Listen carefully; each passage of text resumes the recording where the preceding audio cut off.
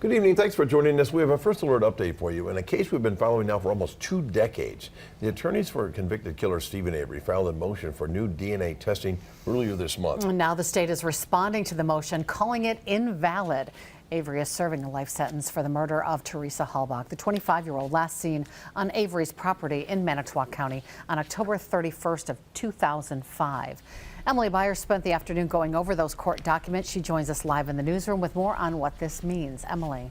Yeah, Cami and Bill, it's a simple response from the state. The special prosecutor in this case saying Avery's motion is improperly filed because the case currently sits in the Wisconsin Court of Appeals. The prosecutor says the circuit court has no jurisdiction over the case right now until the appeals court makes a decision. Therefore, he says the defense's motion is improperly filed. The defense argues they took every step necessary to get this motion in front of the circuit court judge.